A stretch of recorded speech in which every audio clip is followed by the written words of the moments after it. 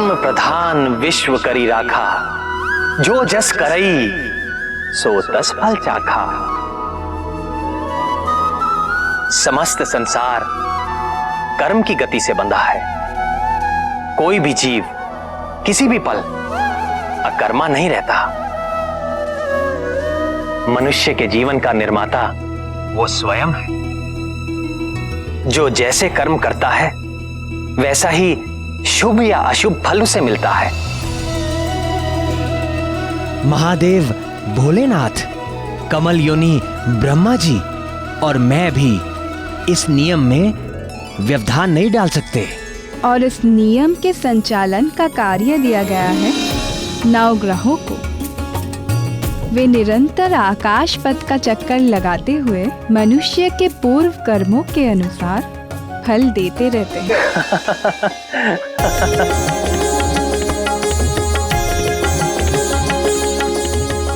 प्रभु, किस बात से आपको इतना आनंद आ रहा है? हमें भी बताइए। 9 ग्रहों में एक ग्रह है शनिदेव। शनय शनय अर्थात धीरे धीरे चलने के कारण उनका नाम शनिदेव हुआ। सभी जीव उनसे बड़ा भय खाते हैं। उनके चक्र में जो भी पड़ता है सदा रोता हुआ मिलता है। किंतु जब हनुमान से उनकी भेंट हुई तो क्या नाथ, बताइए ना। हनुमान एक पर्वत शिखर पर बैठकर आनंद से केलों का भोग लगा रहे थे।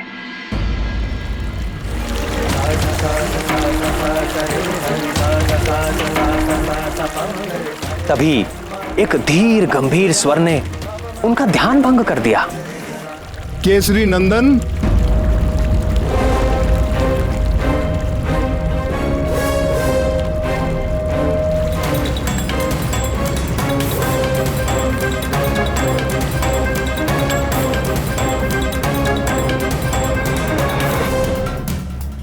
मैं आपको सावधान करने आया हूं पवन पुत्र हनुमान। आज से आगामी 7.5 वर्षों तक आप पर मेरा प्रभाव काल आरंभ हो रहा है। आप सावधान हो जाएं। मैं आपके शरीर में प्रवेश करने वाला हूं। मैं आपको प्रणाम करता हूं सूर्य पुत्र शनीश्वर, किंतु आप मेरे भीतर प्रवेश नहीं कर सकेंगे। तो आपको मेरे सामर्थ्य पर संदेह है बजरंगबली? आप सब प्रकार से सामर्थ्य हैं शनीश्वर महाराज, परंतु मेरे मन में तो पहले से ही कोई रिक्त स्थान है ही नहीं। तो मैं फिर आपको स्थान कहां पे दूं? मेरे तन मन जीवन सर्वत्र में प्रभु श्री राम ही राम बसे हैं। आपको कदाचित ज्ञान नहीं है कि मेरे प्रकोप से मनुष्य तो क्या, देव और दैत्य भी नहीं बच सके हैं। 7.5 के 2.5 वर्ष मैं जीव के पैरों में रहकर उसे भटकाता हूं। 2.5 वर्ष उसकी सिर में स्थित रहकर उसकी बुद्धि भ्रष्ट करता हूं, और 2.5 वर्ष उसके मुख में प्रवेश करके उसकी सुख शांति धन संपत्ति सबका हरण करके उसे पूरा दरिद्र बनाकर छोड़ देता हूं। महाराज, मैं तो केवल उसी ज्ञान को अपने पास रखता हूं जिससे मैं अपने प्रभु के प्रेम रस में सदा लीन रह सकूं। शेष सारे ज्ञान को मैं अपने किसी काम का नहीं समझता। ऐसा है तो मेरी 7.5 का थोड़ा और ज्ञान ले लीजिए। अवश्य शनिदेव, कृपा कीजिए। जब मेरी 7.5 चलती है तो प्राणी दुख, कष्ट और असुरक्षा से बुरी तरह से घिर जाता है। रोग और व्याधि उसे जकड़ लेते हैं। कभी सर पर छत गिर पड़ती है तो कभी उसके घर में आग लग जाती है। कलह का वातावरण हो जाता है। सब ओर असफलता और पराजय ही मुख फाड़कर खड़ी हो जाती है। कलंक और आरोप लगने लगते हैं। प्राणी अपनी सोच और बुद्धि पर नियंत्रण नहीं रख पाता। मेरे अधीन होकर वो क्रोध और आवेश में आकर अपनी ही हानि कर बैठता है। मन व्यथित रहता है, वाणी कठोर बोलता है, सुख नष्ट हो जाता है, संपत्ति का नाश हो जाता है, दुख, ग्लानि और शोक, इसके अतिरिक्त उसके पास कुछ भी नहीं रहता। सावधान हनुमान, आपकी 7.5 इसी क्षण प्रारंभ हो गई। यदि आप अपना निर्णय नहीं बदल रहे और आपने श्री राम के तुच्छ भक्त से ठान ही ली है, तो आपका स्वागत है शनीश्वर। आपका जो नियम है आप उसका पालन कीजिए और मुझे जो करना है मैं वो करूंगा। आपको पीड़ा देने में मुझे कोई रुचि नहीं है हनुमान, किंतु काल के विधान में मुझे यही कार्य मिला है और मेरे कार्य में कोई बाधा डाल सके ऐसा किसी के लिए संभव नहीं।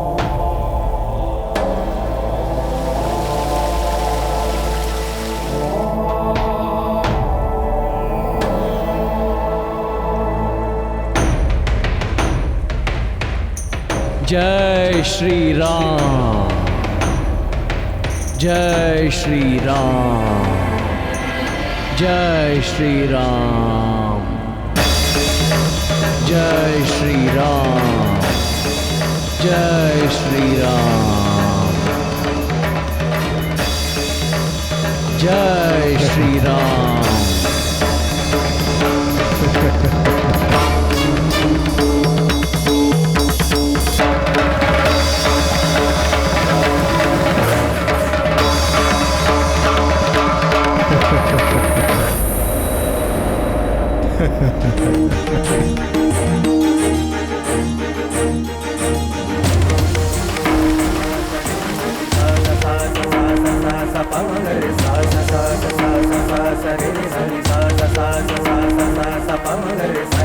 जय श्री राम।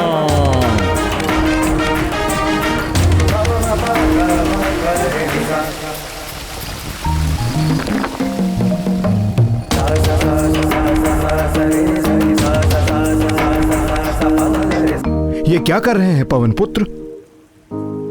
सिर में खुजली हो रही है महाराज। खुजली हो रही है तो तेल इत्यादि जैसा कोई उचित उपाय करो। नहीं नहीं महाराज, मेरे स्वभाव को यही उपचार भाता है। जय श्री राम।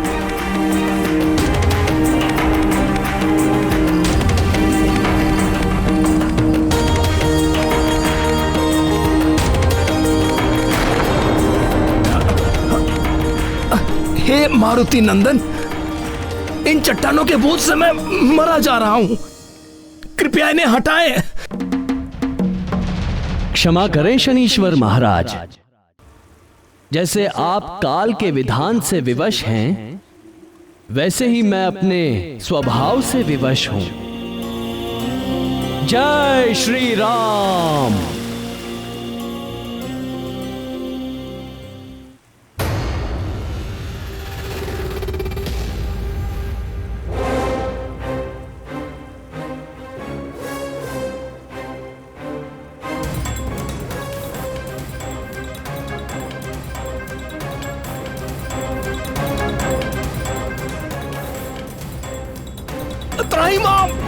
त्राहिमाम बजरंग बली, दया करें मुझ पर, मेरे प्राण निकले जा रहे हैं। क्या कह रहे हैं महाराज? आपको तो मेरे शरीर में 7.5 वर्षों तक रहना है, अभी तो 7.5 क्षण भी नहीं हुए।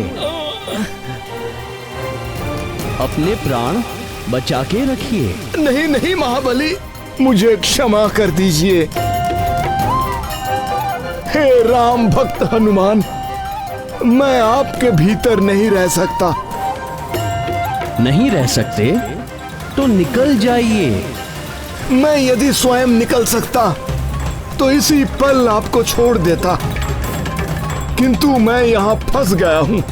पूरा जगत मुझसे याचना करता है, मैं आपसे याचना कर रहा हूं, मुझे जाने दीजिए। मैं आपको वचन देता हूं कि आज के बाद मैं आपको कभी पीड़ित नहीं करूंगा।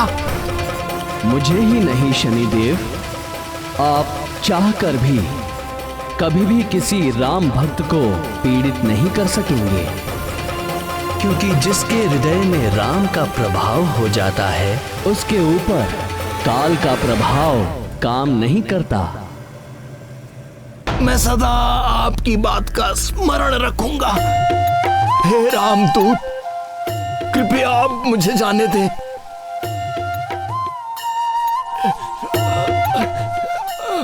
जय श्री राम।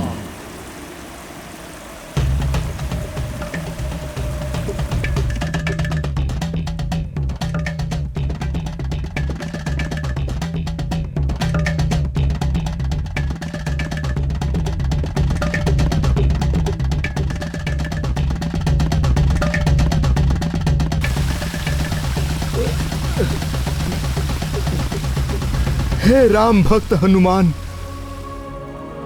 क्या आपसे मुझे थोड़ा तिल तेल मिल सकेगा?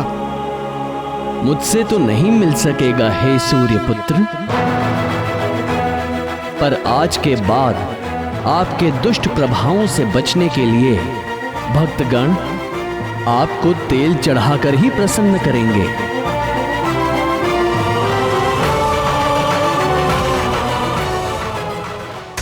वो तो शनिदेव ने शीघ्र ही उनसे संधि कर ली, अन्यथा बजरंगबली पूरे का पूरा पर्वत अपने शीश पर रख लेते। श्री भगवान के भक्तों पर काल का प्रभाव नहीं होता।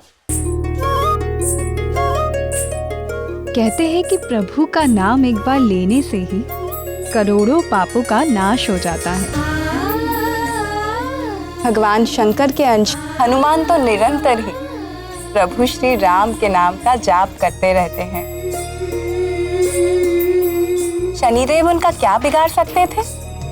हृदयनाथ, क्या वास्तव में भगवान भोलेनाथ के अंश से ही हनुमान जी का जन्म हुआ था? निस्संदेह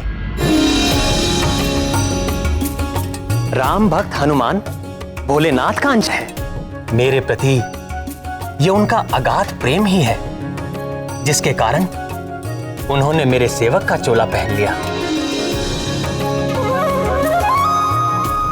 अन्यथा कालेश्वर भगवान शंकर सबके स्वामी हैं। मेरे परम आराध्य हैं और मैं उन्हीं को भजता हूं। किंतु कमल नयन, भगवान भोलेनाथ की उस अंश को धारण कौन करेगा? यही प्रश्न जगत जननी पार्वती जी ने भगवान महादेव से किया था।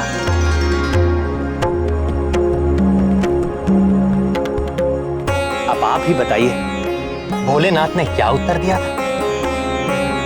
स्वर्गलोक की एक अप्सरा है जिसका नाम है पुंजिकस्थला। स्वर्गलोक की अप्सरा? अप्सरा ने वानर को जन्म दिया, किंतु यह कैसे हुआ स्वामी? मेरी इच्छा होने पर महामाया सब कुछ संभव कर देती है।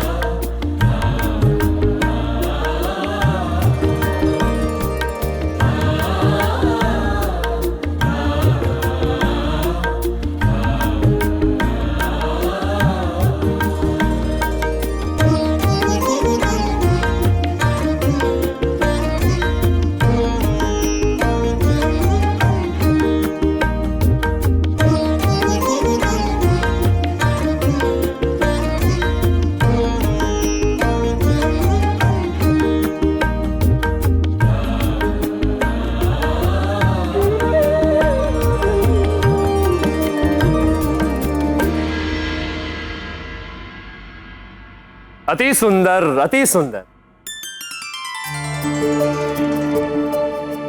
देवी पुंजिक स्थला, नृत्य कला में आप मेनका और उर्वशी से कहीं भी कम नहीं। यहां बैठे सभी देवता नृत्य के पारखी हैं, किंतु कोई भी आपके नृत्य में दोष निकालने में समर्थ नहीं। सब आपका अभिनंदन करते हैं।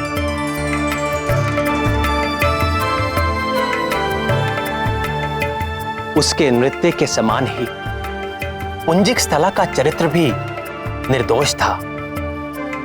देवराज इंद्र का स्वर्ग भोग विलास की सीमा है, किंतु वहां रहते हुए भी वो अप्सरा भगवान शंकर की नित्य उपासक थी।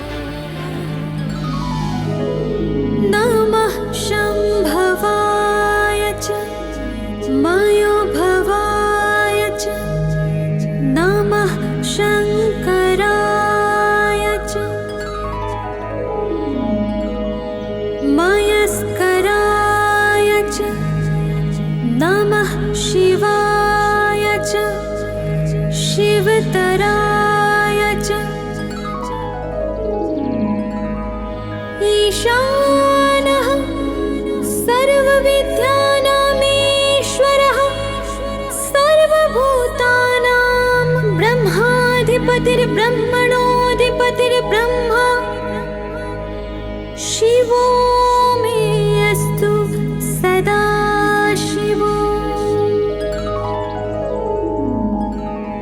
तत्पुरुषाय विद्महे महादेवाय धीमहि तन्नो रुद्रः प्रचोदयात्।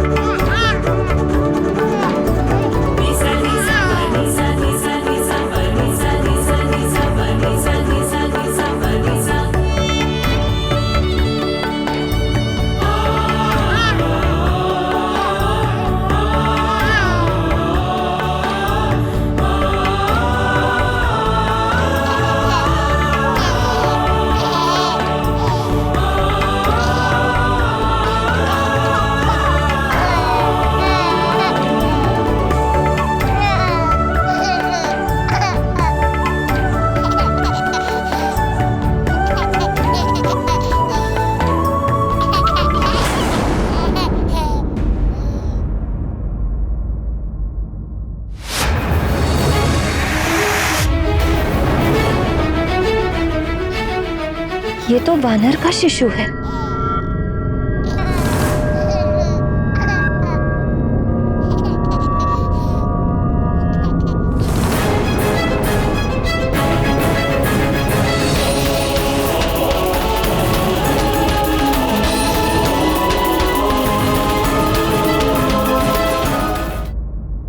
ये कैसा सपना था नाथ? क्या वो शिशु हनुमान थे? किंतु मुरली मनोहर वर की अप्सरा वानर को कैसे जन्म दे सकती है? उसका नाम तो पुंजिक स्थला था स्वामी, परंतु स्वप्न वाली स्त्री को तो अंजना पुकारा जा रहा था। पुंजिक स्थला स्वप्न में अपना भविष्य देख रही थी। उसे पवन पुत्र हनुमान की माता बनने के लिए अंजना नामक वानरी के रूप में जन्म लेना पड़ा, एक श्राप के कारण। किंतु पुंजिक स्थला तो भगवान भोलेनाथ की अनन्य भक्त थी, वो श्राप की भागी कैसे हो गई? और श्राप दिया भी तो किसने और क्यों? इस जगत में सौभाग्य या दुर्भाग्य, श्राप या वरदान कुछ भी अकारण नहीं होता। पुंजिक स्थला को एक महान दायित्व दिया गया था। उसके लिए उसे श्राप की देहरी पर पांव रखना ही पड़ा। पुंजिक स्थला की जैसी श्रद्धा भगवान भोलेनाथ में थी, वैसी ही देवगुरु बृहस्पति में भी सदा ही उनकी सेवा सत्कार में लगी रहती। एक बार गुरु को प्रसन्न करने के लिए उसने एक रुद्राक्ष माला बनाई। गुरुदेव, ये भेंट स्वीकार कीजिए। ये कैसी अनुपम माला है पुंजिक स्थला? पुत्रवती भव।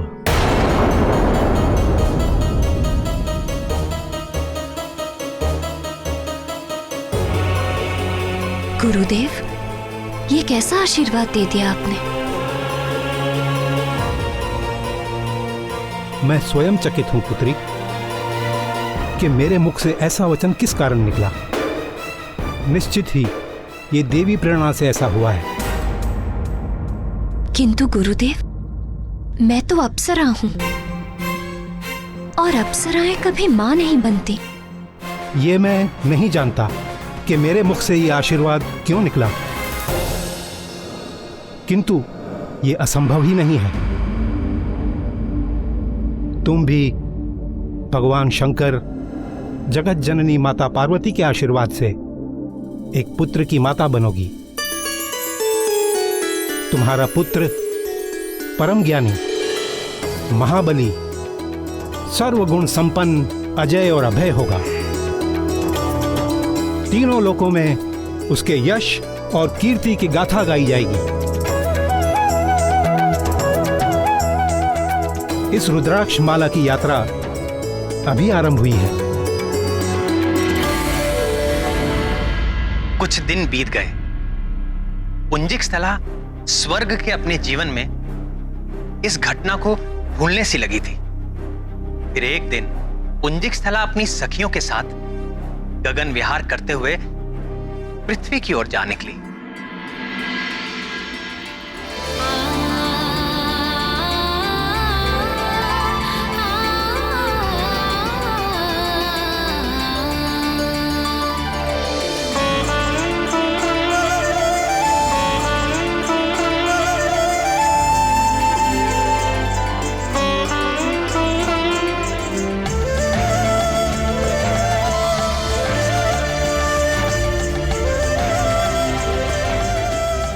सारा संसार स्वर्ग के ऐश्वर्य और विलास के स्वप्न देखता है, हमसे ईर्ष्या करता है,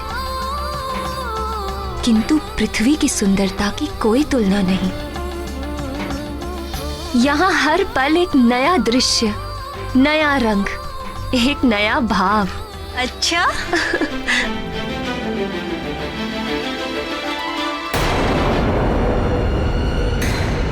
अरे ये क्या हुआ? ये यान क्यों रुक गया?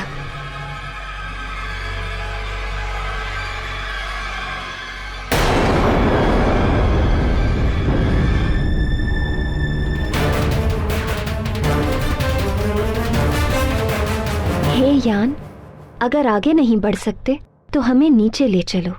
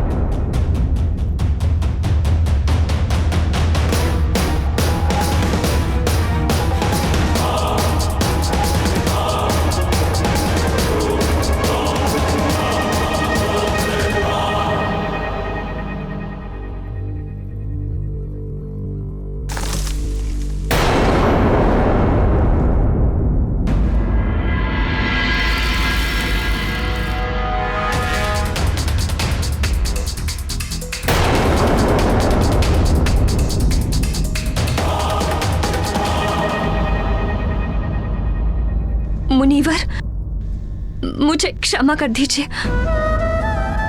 मैं वो वानर आकृति देखकर, मुनिवर, मैंने आपकी तपस्या भंग की है। मुझे नहीं पता था कि भीतर आप हैं। मिट्टी की वाम्बी में मुझे वानर आकृति दिख रही थी तो।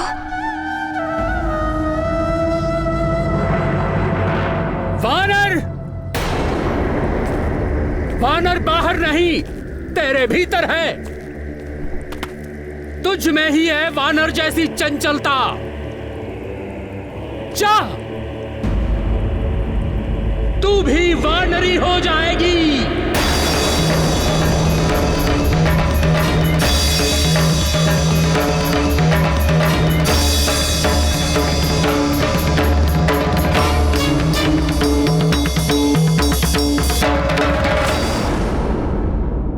किंतु प्रभु, पुंजिकस्थला तो बहुत ही शांत स्वभाव की अप्सरा थी।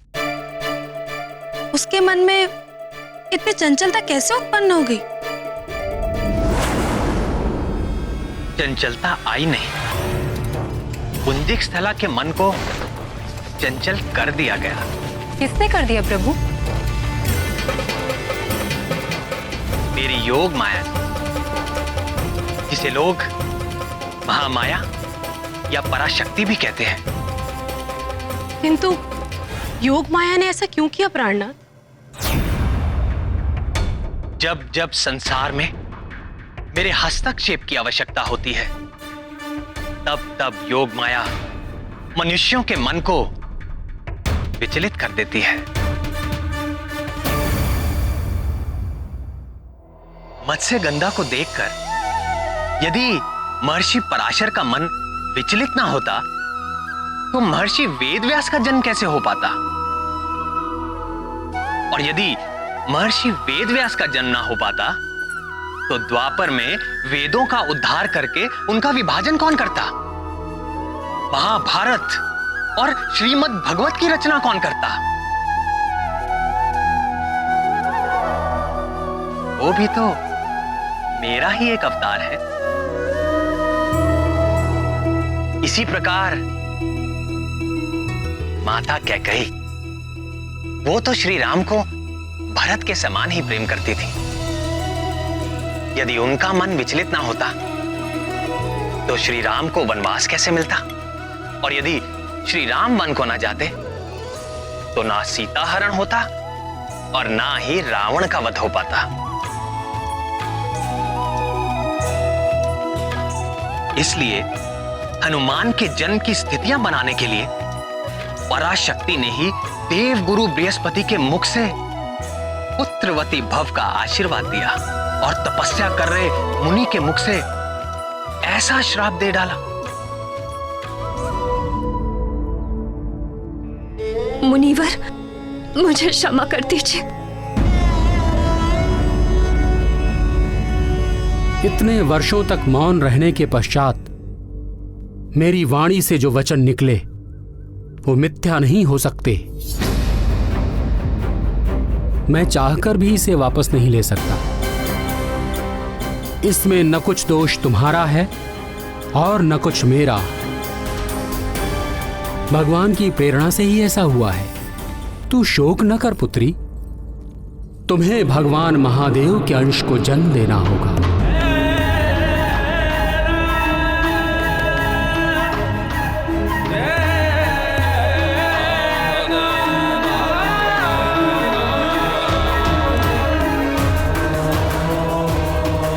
उसके कुछ काल पश्चात तुम्हें अपना अप्सरा रूप पुनः प्राप्त हो जाएगा और तुम स्वर्ग को लौट सकोगी।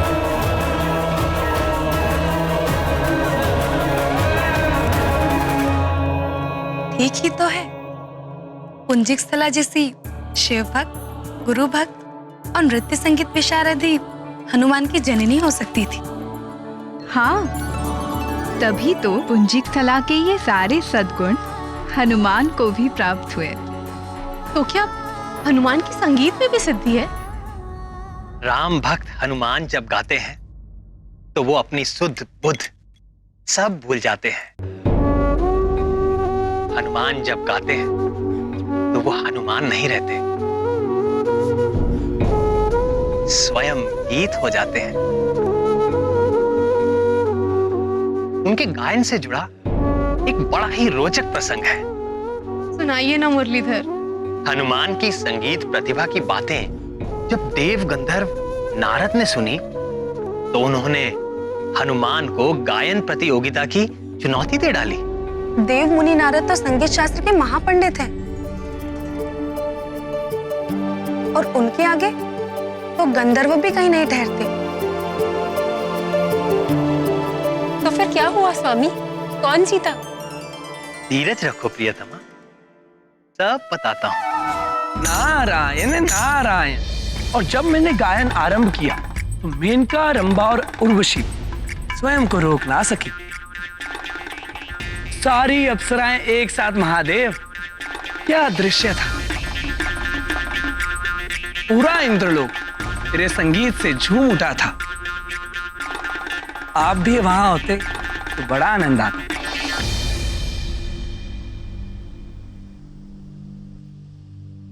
उस भोग विलास के संसार में मेरे जैसे विरागी का क्या काम दे, किंतु भाग्य से आप यहां चले आए। आज आप कैलाश को अपने सुर में रंग दें तो कैसा रहे? आप तो जानते ही हैं महादेव कि मैं तो हर पल शब ब्रह्म में लीन रहता हूं, पर स्वर्गलोक जैसी दिव्य संगत भी तो होनी चाहिए, तब आनंद आएगा। यदि ऐसा है तो रामदूत हनुमान को बुला लेते हैं। आप ही की तरह वे भी भगवान के अनन्य भक्त हैं और उत्तम कोटि के संगीतज्ञ भी। हनुमान संगीतज्ञ? वो तो थोड़ा बहुत खड़ताल मंजीरा बजा लेते हैं, इससे अधिक तो कुछ और नहीं। नहीं नारद, बजरंगबली बड़े मर्मज्ञ हैं। वो जब गाते हैं तो कुछ भी प्रभावित हुए बिना नहीं रह सकता। क्या आप उन्हें इतना ही बड़ा गायक मानते हैं कि वो मेरे साथ संगत कर सके? तो बुला लीजिए उन्हें। आज कैलाश में मेरी और उनकी प्रतियोगिता हो ही जाए। अवश्य देवर्षि।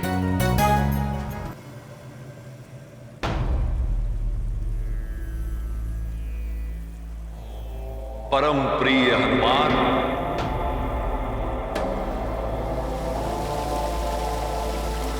जय श्री राम।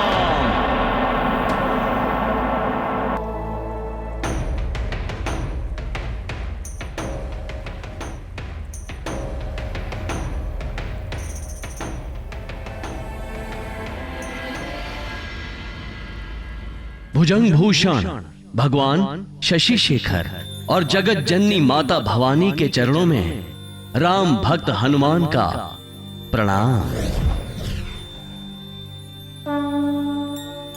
सदा रहो रघुपति के दासा।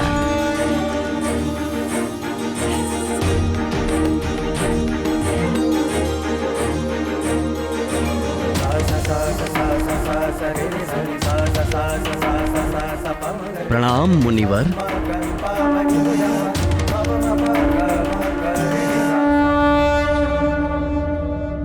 प्रिय आंजनेय, आज कैलाश आपके संगीत को सुनना चाहता है, आपके गीतों को गुनना चाहता है।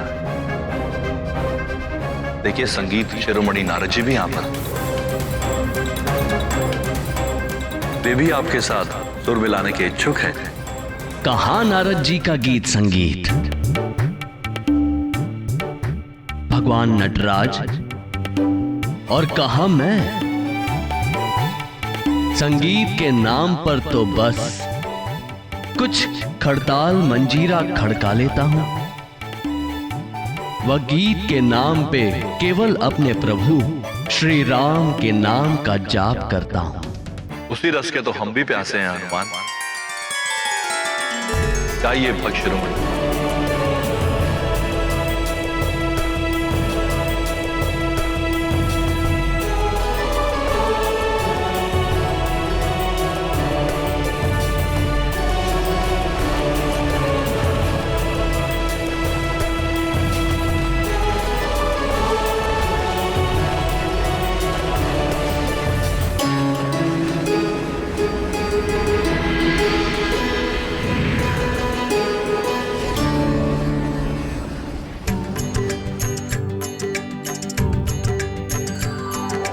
राम राम जय राजा राम, राम राम जय सीताराम।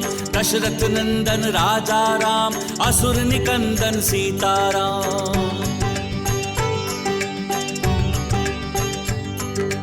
राम राम जय राजा राम, रघुपति राघव राजा राम। राम राम जय राजा राम, राम राम जय सीताराम। राम राम जय राजा राम, राम राम जय सीताराम। दशरथ नंदन राजा राम, असुर निकंदन सीताराम।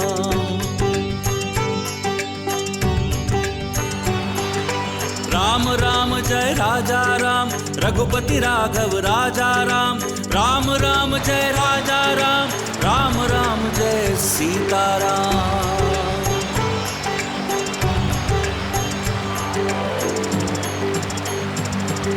राम राम जय राजा राम, राम राम जय सीताराम। दशरथ नंदन राजा राम, असुर निकंदन सीताराम।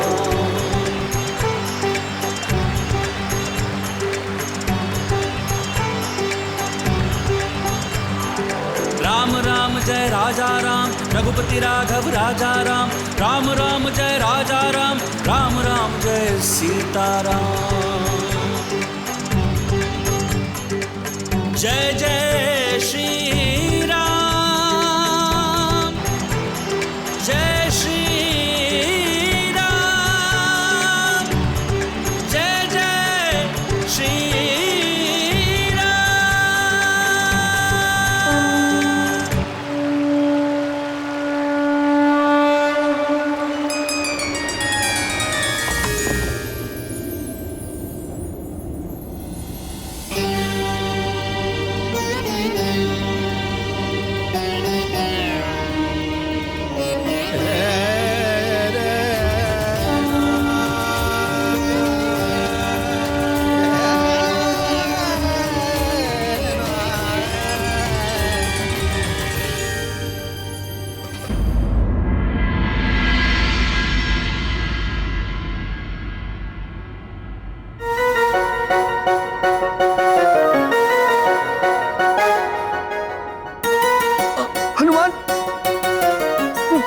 निकालिए हनुमान।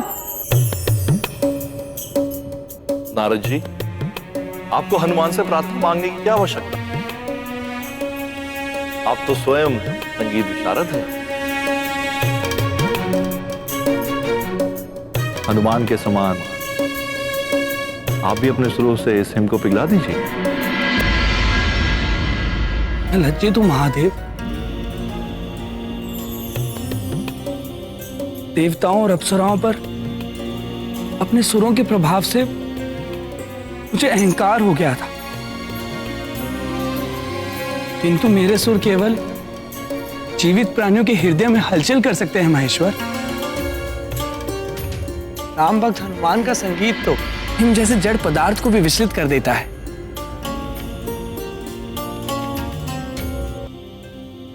जिसके कान तो क्या हृदय भी नहीं।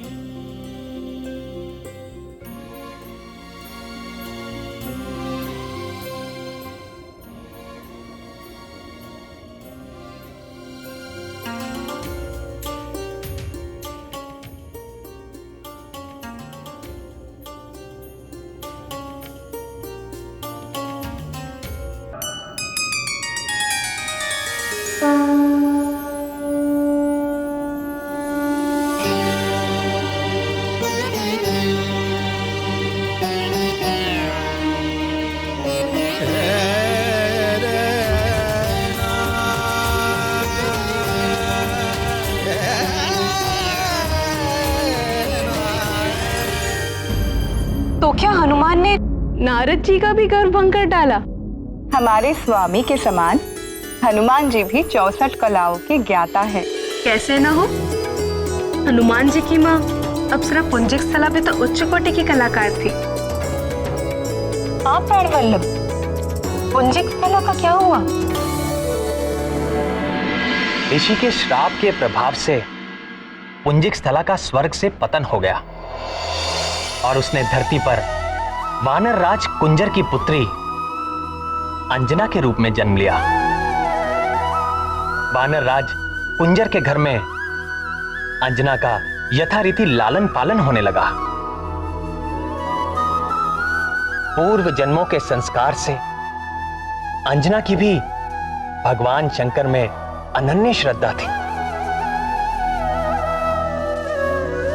समय बीतता गया, यौवन के पग धरते ही अंजना का सौंदर्य खिल उठा। किंतु अन्य युवतियों से विपरीत अंजना आभूषण और अलंकार के साथ साथ शस्त्र विद्या में भी रुचि लेने लगी। वानर राज कुंजर ने उसे रोका नहीं, वरन उत्साहवर्धन ही किया।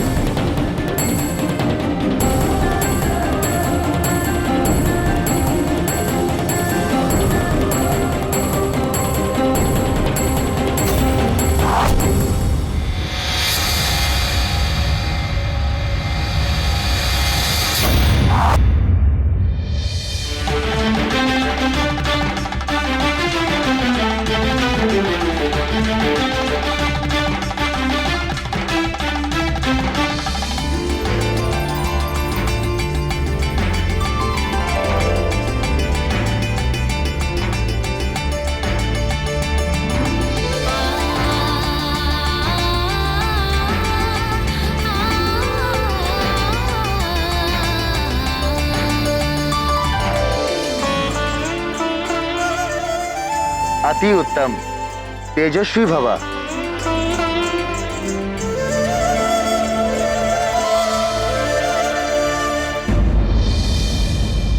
बहुत सोच समझकर पुंजिक स्थला को हनुमान की जननी के लिए चुना गया था, पर अभी भी वो भगवान भोले शंकर के अंश का भार वहन करने में समर्थ नहीं थी। अनेक परीक्षाओं को पार कर अंजना को उस योग्य बनना था। इसी उद्देश्य से उसके जीवन में विचित्र घटनाएं घटने लगी। और एक बार अंजना अपनी सखियों के साथ निकट के वन में आनंद विहार के लिए निकली।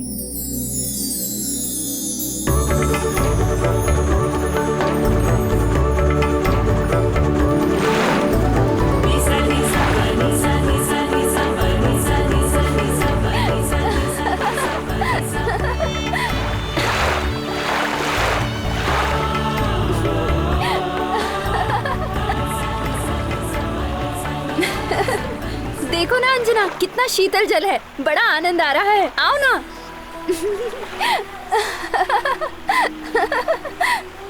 आओ ना, आओ ना अंजना।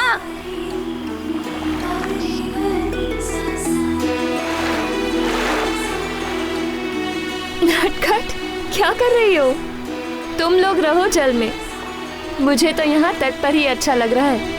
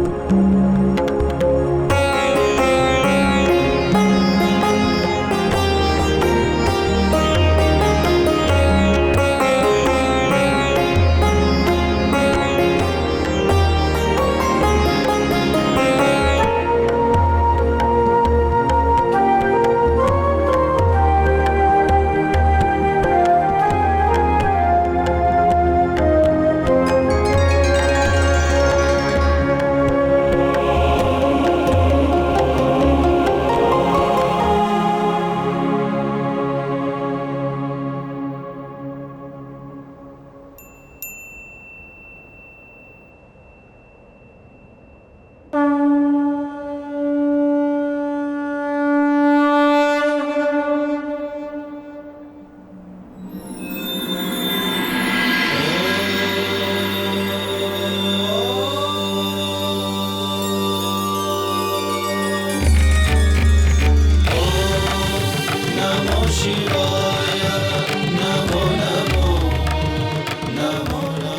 प्रभु, ये कैसी लीला है?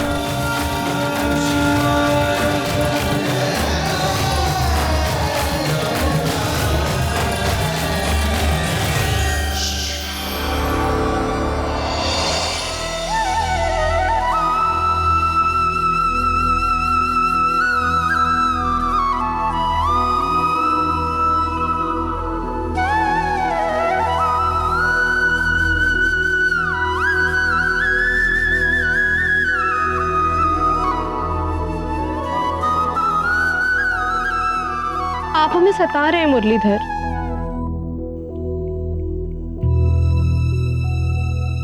हम सबके मन में कितनी जिज्ञासाएं जाग रही हैं और आपने अपने अधरों पर मुरली धर ली। प्रिय, यदि आपके मन में इतनी ही जिज्ञासा है तो सुनिए।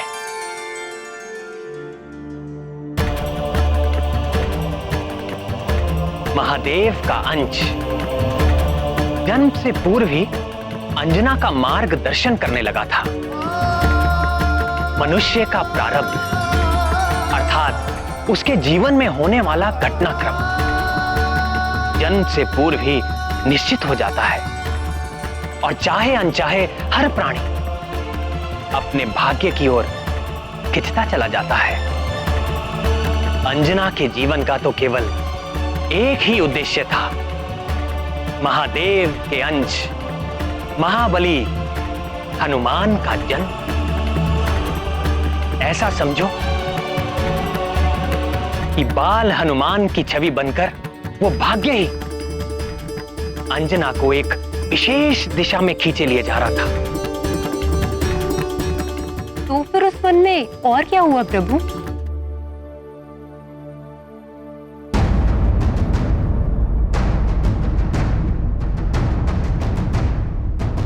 वहां जो हुआ वो बड़ा ही भयंकर और रोमांचकारी था।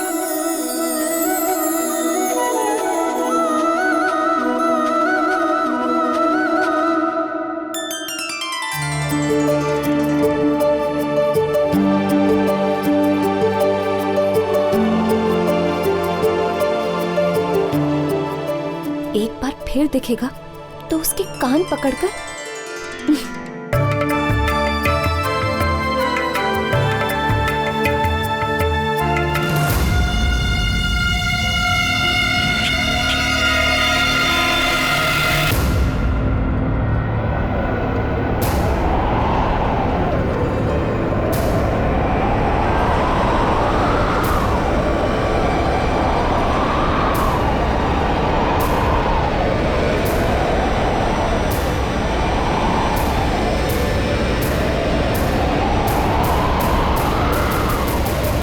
हे भूतपति भगवान रुद्र, हे माता रुद्राणी, मेरी रक्षा कीजिए।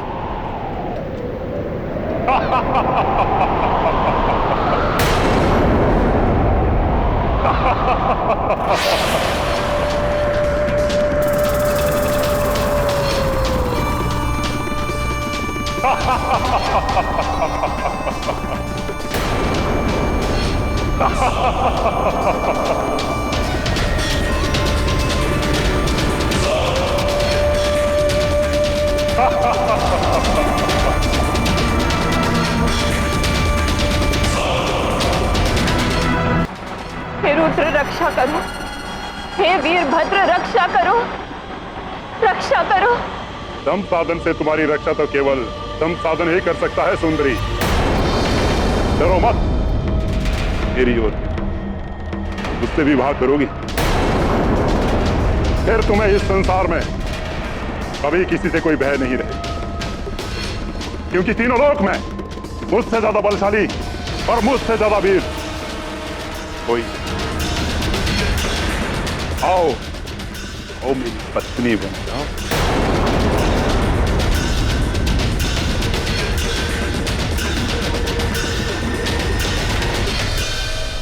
भाग कर कहां जाओगी?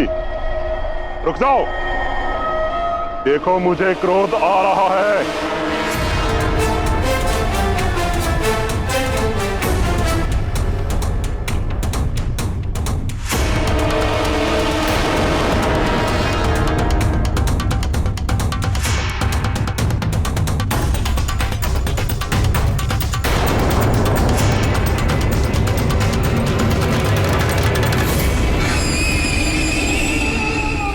बचकर कहां जाएगी?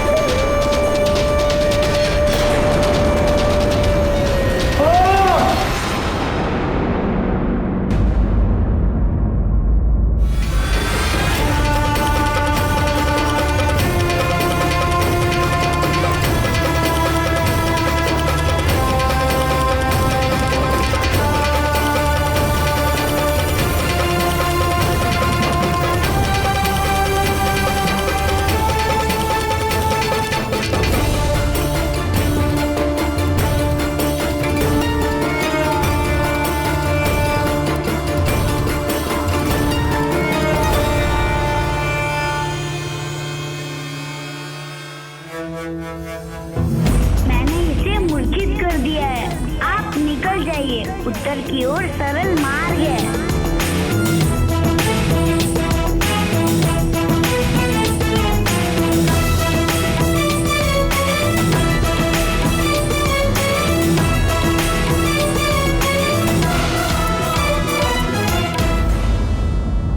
किंतु प्रभु, जिस वन में शंभ साधन जैसे भयंकर राक्षस का प्रकोप था, उस विकराल वन में बाल हनुमान अंजना को लेकर गए ही क्यों?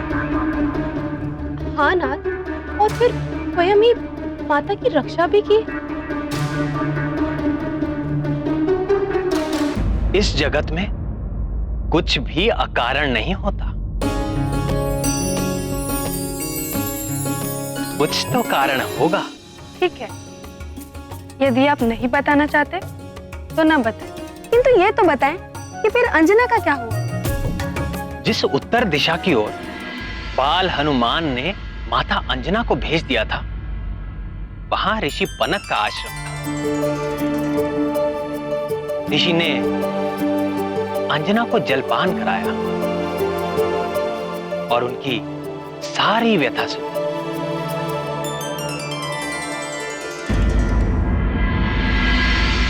शंभ साधन के उत्पात से यहाँ सभी प्राणी पीड़ित है। उसका वध करने के लिए कई योद्धाओं ने प्रयास किए, किंतु ये राक्षस बड़ा ही बलवान है। सब के सब उस नरभक्षी का आहार बन गए। अब केवल एक ही आशा शेष है, तुम्हारे उस रहस्यमय रक्षक बाल वानर के समान ही यह वीर योद्धा भी वानर जाति का है, वानर राज केसरी। अब उसकी सफलता ही हमारी सुरक्षा है।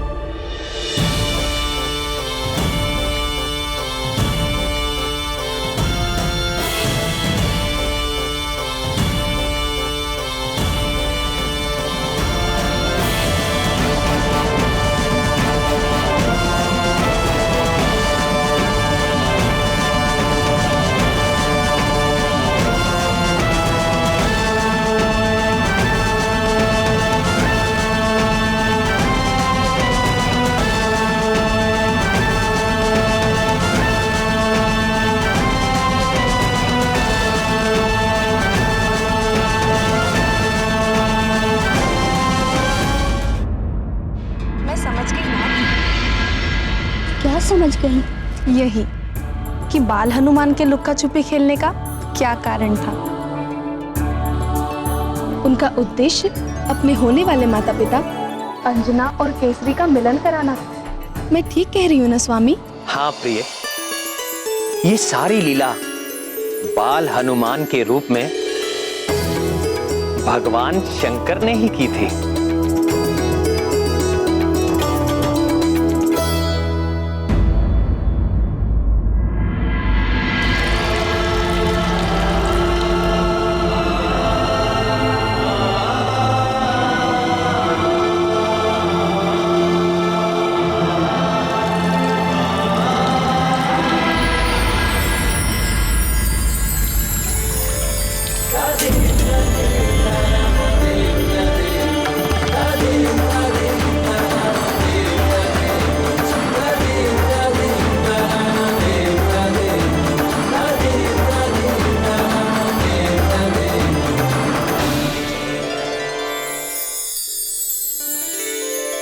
आइए वानरराज, आपका स्वागत है।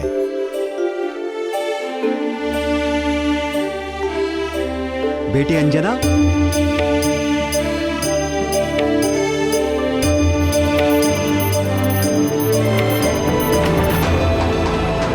यही हैं वे वानरराज केसरी, जिनकी चर्चा मैंने तुमसे की थी।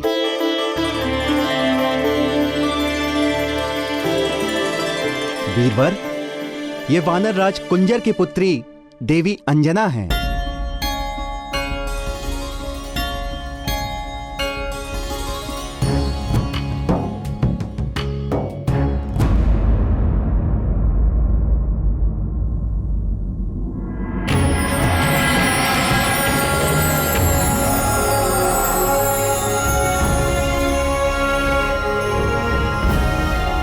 इस रुद्राक्ष माला की यात्रा अभी आरंभ हुई है।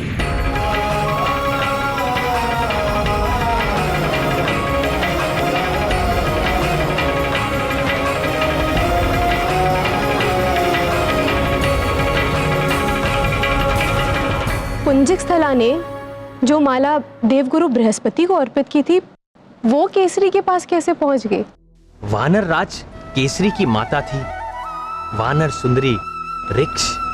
बृहस्पति के पुत्र गदगद और गदगद के पुत्र केसरी। सर्वज्ञानी बृहस्पति ये जानते थे कि अंजना और केसरी की भेंट अवश्य होगी। केसरी के गले में पड़ी वो रुद्राक्ष की माला अंजना के लिए एक संकेत थी, और उसे देखते ही वो समझ गई कि केसरी के प्रति जो आकर्षण उसके मन में जागा है, उसे स्वयं गुरु बृहस्पति का आशीर्वाद प्राप्त है। वीर केसरी,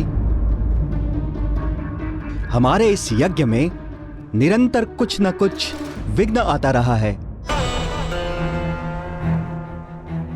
आज आपने यज्ञ को निर्विघ्न संपन्न कराने का प्रण लिया है। हम आभारी हैं। आप निश्चिंत होकर यज्ञ आरंभ कीजिए ऋषिवर। आज किसी भी प्रकार का विघ्न नहीं आएगा।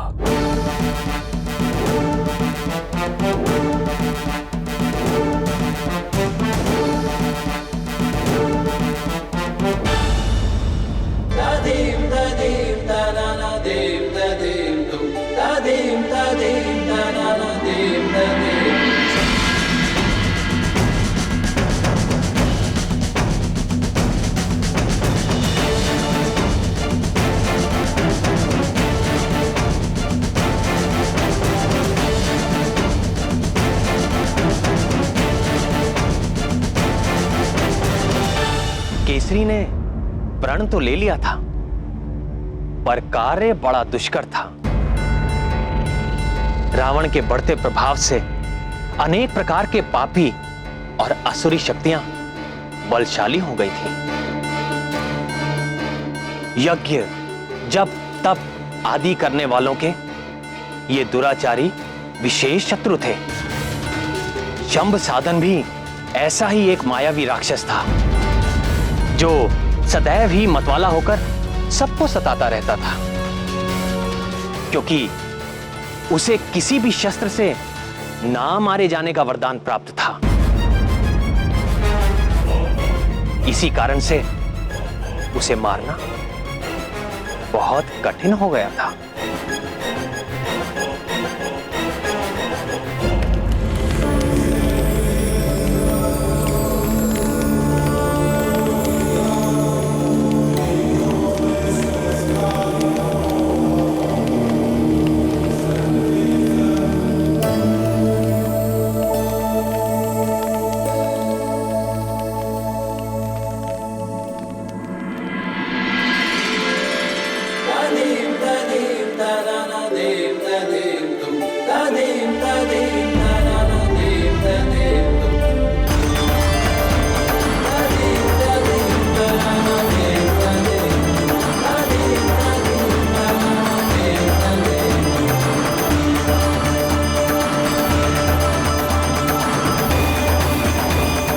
ओम केशवाय नमः स्वाहा स्वाहा। ओम नारायणाय नमः स्वाहा स्वाहा। ओम माधवाय नमः स्वाहा स्वाहा।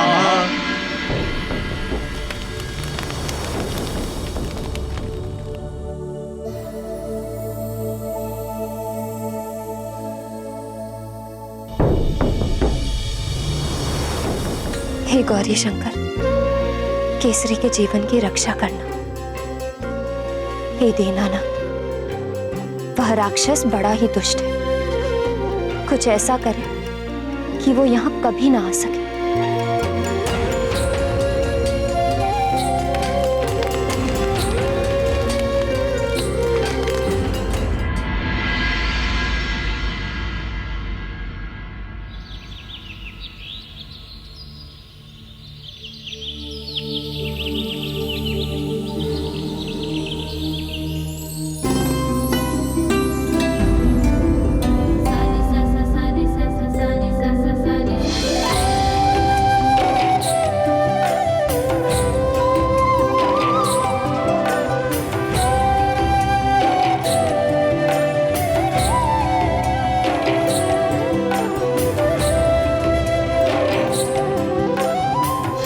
हे ईश्वर, मुझे वो शक्ति देना कि मैं रण में सभ्य सदन से जीत सकूं और सुंदरी अंजना का हृदय भी जीत सकूं।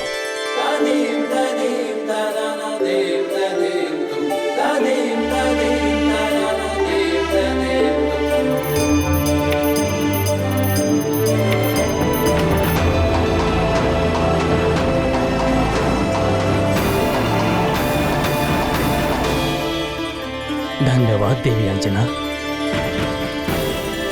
बड़ी सहजता से आपने मेरे संध्या वंदन के समय यज्ञ की रक्षा का दायित्व ले लिया।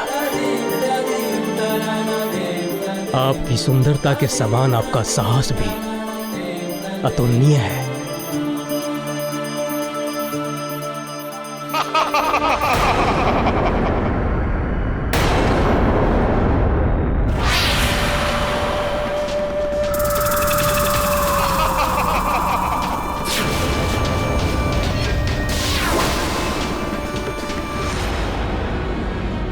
डरे नहीं देवी अंजना, आप मेरी रक्षा में हैं।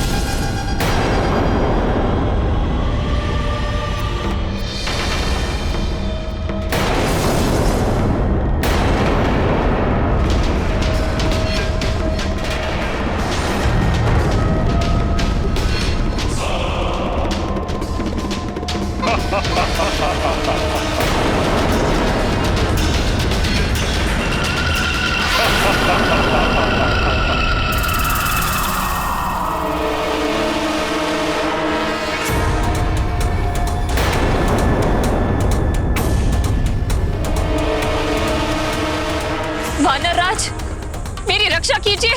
सुंदरी, मेरी पत्नी बनोगी?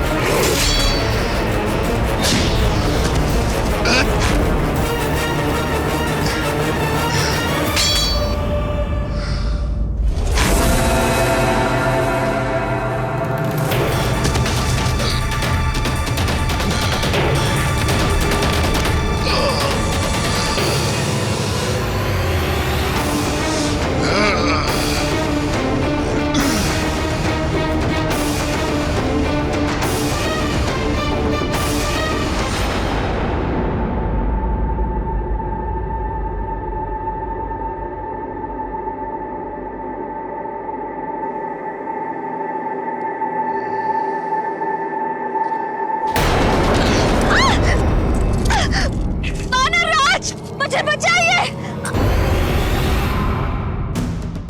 संभसादन!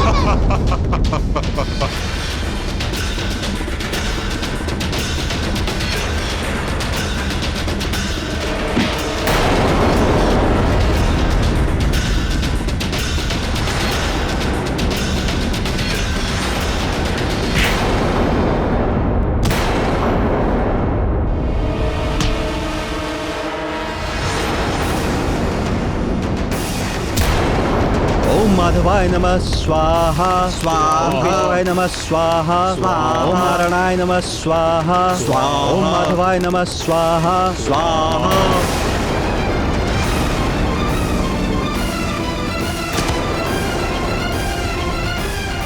हे महादेव, हे उमाकांत, हे आशुतोष, रक्षा कर, रक्षा कर, रक्षा कर, रक्षा कर, रक्षा कर।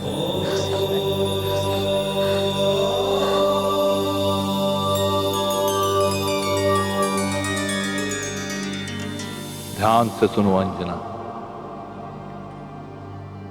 ये राक्षस केवल अपने रक्त से ही मारा जा सकता है। विचार में समय नष्ट ना करो, आस्था रखो और शीघ्र ही प्रहार करो।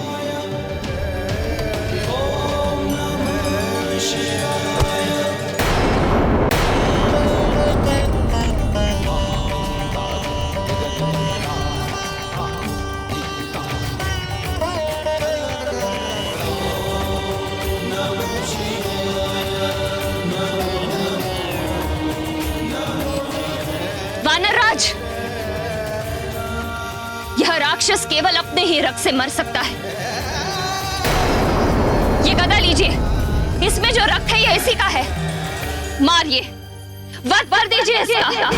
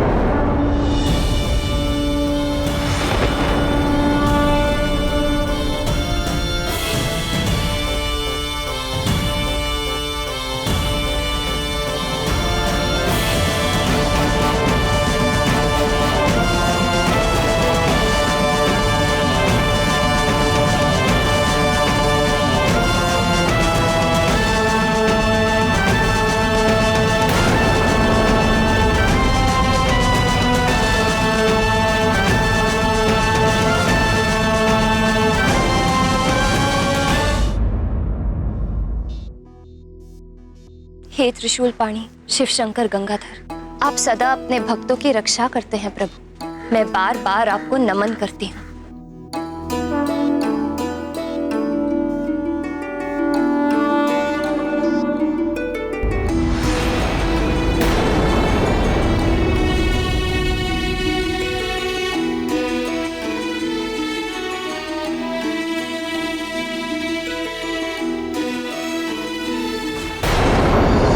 जब भक्त प्रेम से अपने इष्ट देव को पुकारता है तो उनको सुनना ही पड़ता है। और यदि इष्ट देव स्वयं भगवान भोलेनाथ हो तो कहना ही क्या। शीघ्र प्रसन्न होने वाले इसी स्वभाव के कारण उनका एक नाम आशुतोष भी है। केसरी के प्रति अंजना के इस प्रेम के सूत्रधार भी तो भगवान भोलेनाथ ही थे। केसरी की रक्षा के लिए अंजना को इस प्रकार प्रार्थना करते हुए देख तुरंत भोलेनाथ ने शंभ साधन के मृत्यु का रहस्य खोल दिया। तो फिर इस घटना के बाद से तो केसरी अंजना से और अधिक प्रेम करने लगे होंगे। निस्संदेह आप ही की तरह वो भी अपने प्रेम को पाने के लिए अधीर होने लगे प्रिय। ऋषि पनग अंजना और केसरी के प्रेम के साक्षी थे। उन्होंने अंजना के पिता वानर राज कुंजर के आगे उनके विवाह का प्रस्ताव रखा और फिर शुभ मुहूर्त में वैदिक रीति से केसरी ने अंजना का पाणी ग्रहण किया और मंगल ध्वनियों के बीच सारे लोग आनंद, उत्सव और उल्लास में डूब गए।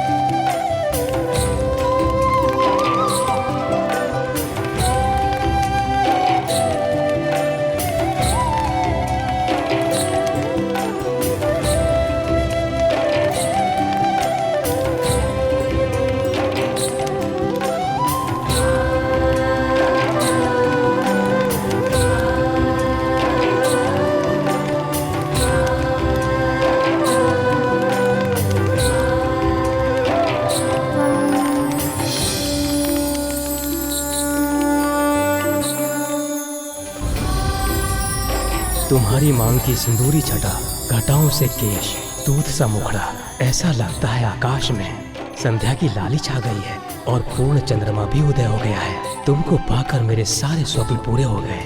मैं संपूर्ण हो गया प्रिय। मेरे सिंदूर ने आज आपका मन हरा है प्राणनाथ, किंतु आपने तो पहली दृष्टि में मेरे मन का हरण कर लिया था और मैं जान गई थी कि आप ही मेरे सब कुछ हैं। वो कैसे प्रिय? आपकी रुद्राक्ष माला को देखकर भगवान शंकर और माता पार्वती से मनाती हूँ कि यह माला सदैव आपकी रक्षा करती रहे और मेरी मांग का सिंदूर सदैव दमकता रहे।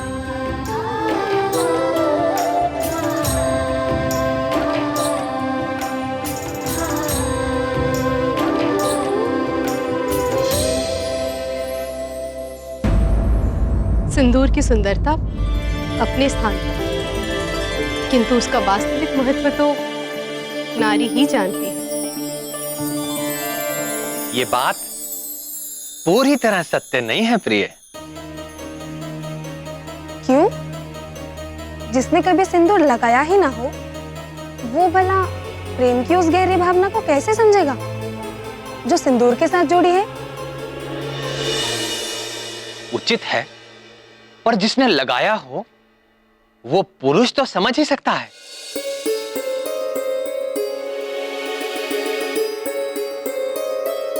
हे अव्यक्त, ऐसा कौन सा पुरुष है जो सिंदूर लगाता हो?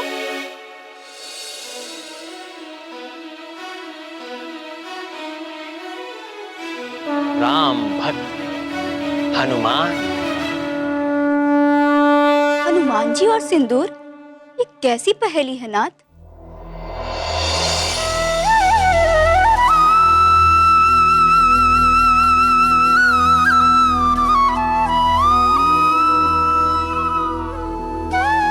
ये पहली तो वो ही बूझे जो सिंदूर लगाती।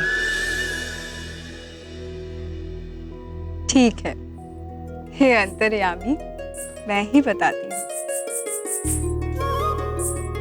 ये घटना तब की है जब प्रभु श्री राम रावण का वध करके अयोध्या में लौट आए।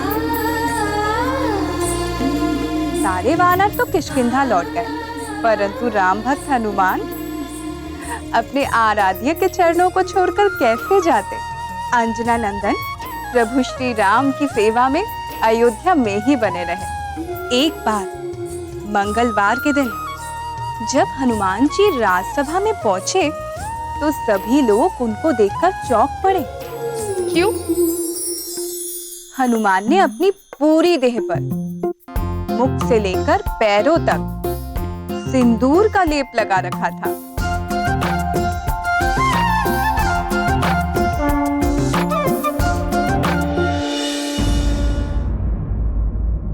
श्री रामचंद्र की, श्री रामचंद्र की, श्री रामचंद्र की, श्री रामचंद्र की।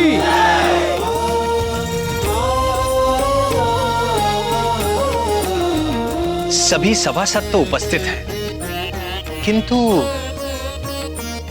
पवन पुत्र हनुमान कहीं दिख नहीं रहे। जय श्री राम।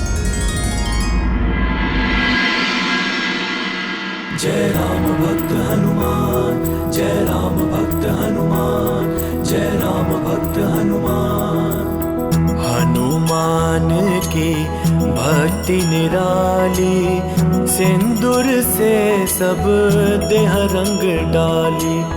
दिया प्रीत का प्रगट प्रमाण, सजल नयन हो गए श्री राम। जय राम भक्त हनुमान, जय राम भक्त हनुमान, जय राम भक्त हनुमान। जय श्री राम।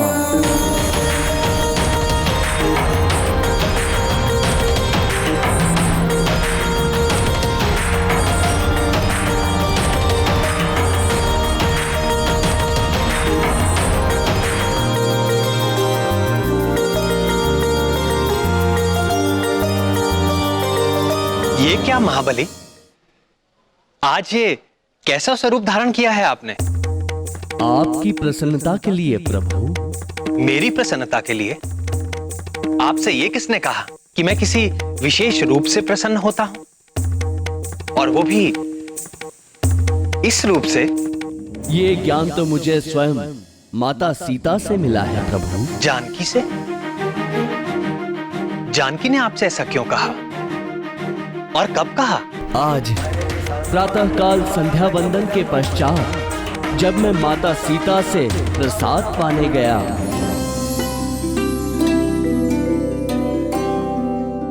प्रणाम माते, भूख लगी है, प्रसाद दे माते। हाँ पुत्र, तनिक ठहरो।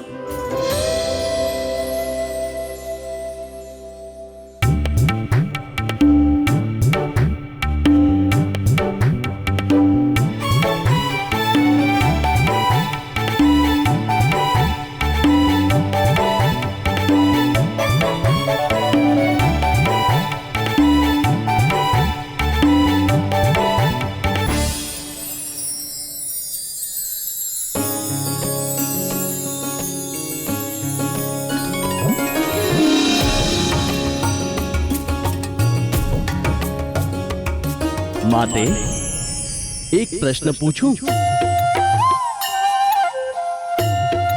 महाज्ञानी हनुमान हमसे कुछ जानना चाहते हैं? अवश्य पूछिए अंजना नंदन। माते, इस दिव्या के ना खुलने से आप इतनी व्याकुल हो गई और मिलते ही सदा की भांति प्रसन्न हो गई माते।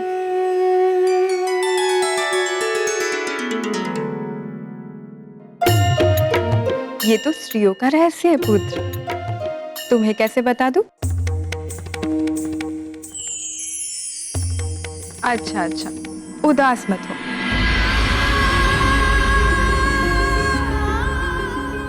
देखो, इसे सिंदूर कहते हैं आंजनेय। इससे क्या होता है माते? क्या होता है?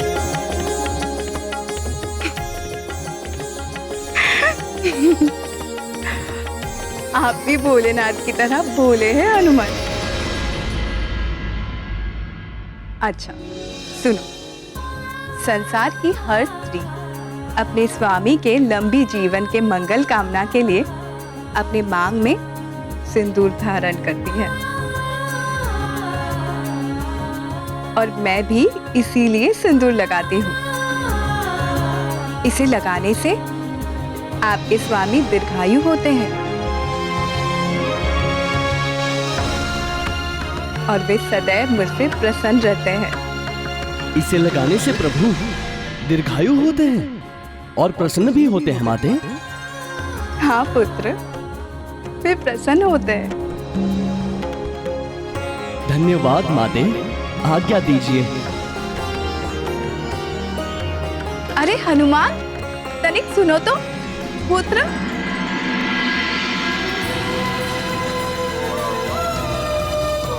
श्री राम जय राम, श्री राम जय जय राम।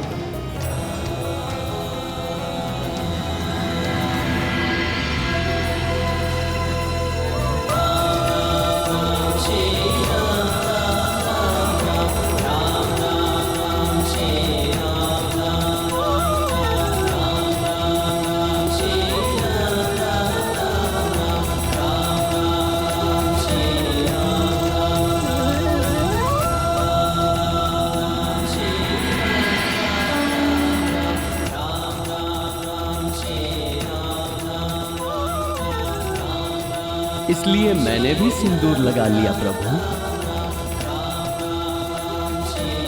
किंतु हनुमान, जानकी तो चुटकी पर सिंदूर लगाती है, परंतु आपने तो अपने शरीर का कोई भी हिस्सा रिक्त नहीं छोड़ा।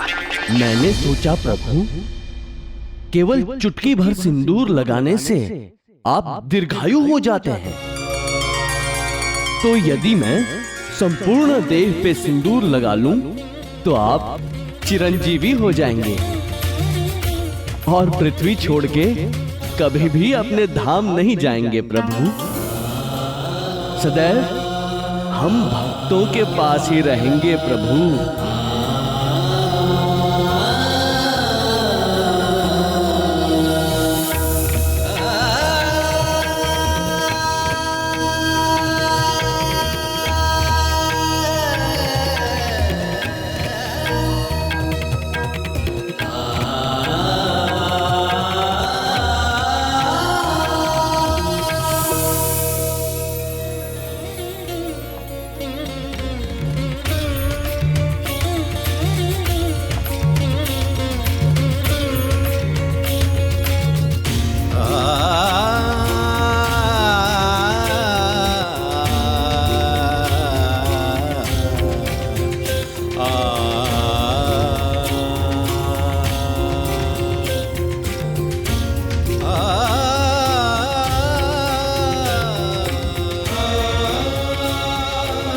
तुम्हारे हृदय की सरलता और भक्ति निराली है हनुमान। ऐसी ही भक्ति मुझे तुम जैसे भक्तों के अधीन बनाती है।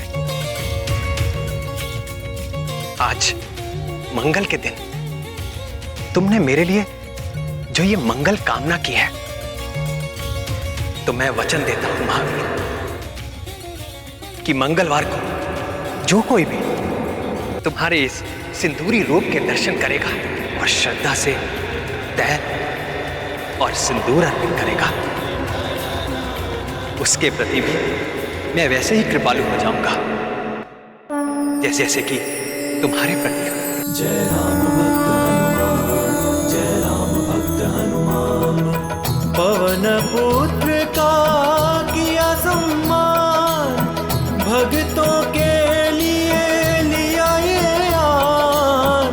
जो हनुमत को रंगे सिंदूरी, राम करे सब इच्छा पूरी। जो हनुमत को रंगे सिंदूरी, राम करे सब इच्छा पूरी। राम करे सब इच्छा पूरी।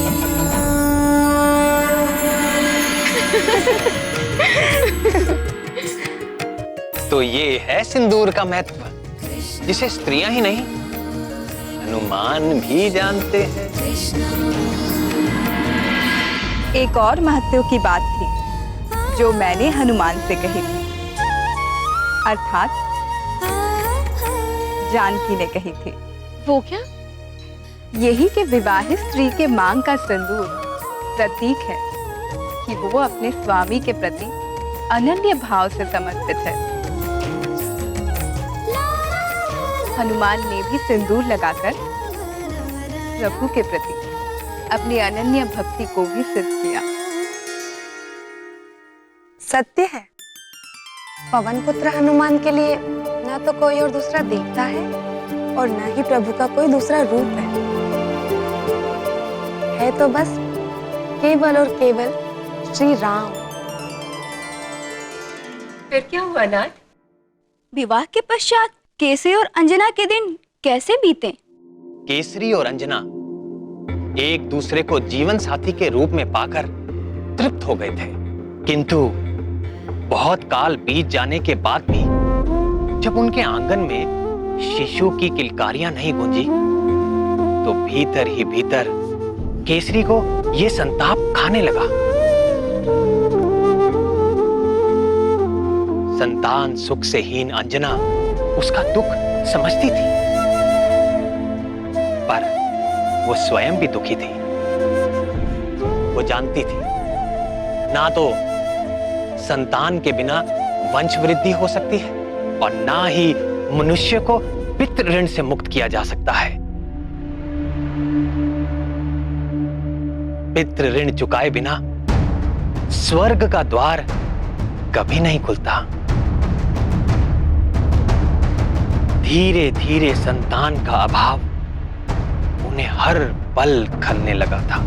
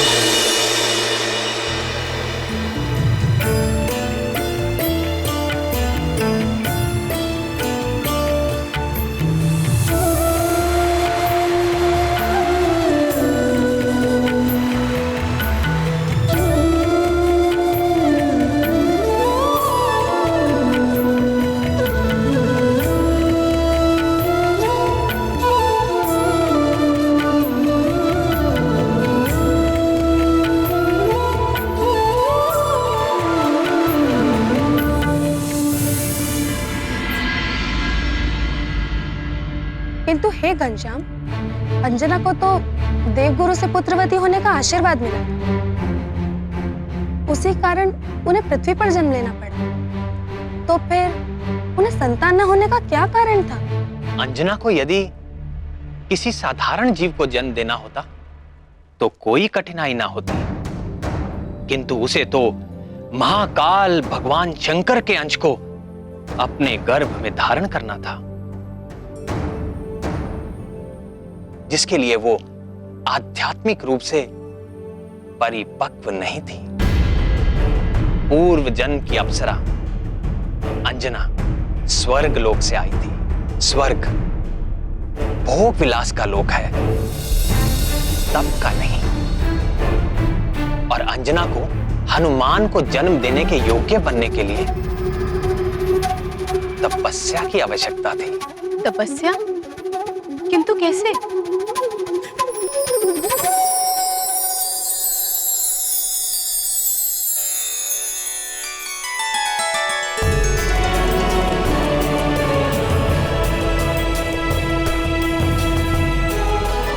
किंतु कैसे?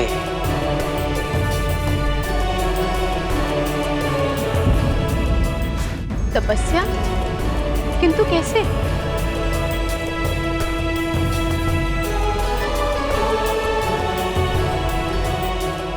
किंतु कैसे? यही बात तो केसरी और अंजना भी जानना चाहते थे कि वो संतान पाने के लिए क्या करें, कैसे करें। संतान की अभिलाषा से अनेक लौकिक उपाय किए, किंतु कोई लाभ ना हुआ। तब उन्होंने अपनी समस्या के अलौकिक समाधान को जानने के लिए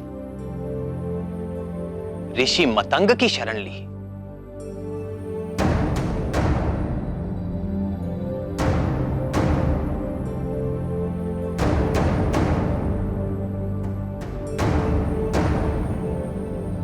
ये वही ऋषि मतंग थे जिन्होंने मेरे राम अवतार के समय परम भक्त शबरी का मार्गदर्शन किया था।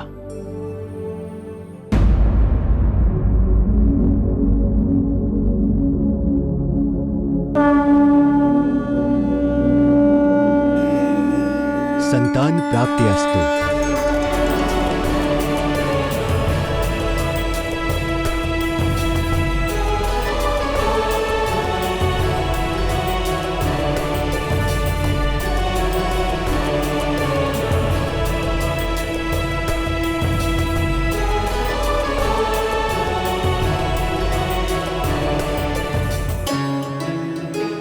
तुम दोनों ऐसे चकित भाव से मुझे क्यों देख रहे हो? आपने तो बिना मांगे ही हमें मनचाहा वर दे दिया। अब एक समाधान और कर दे ऋषिवर। हम जानना चाहते हैं कि हमें यह सौभाग्य कब प्राप्त होगा। केसरी, तुम्हारी मनोकामना अवश्य पूर्ण होगी, परंतु देवाधिदेव भगवान शंकर का आशीर्वाद प्राप्त करने के पश्चात भगवान भोले शंकर को प्रसन्न करने के लिए अंजना को 12 वर्षों तक कठिन तपस्या करनी होगी।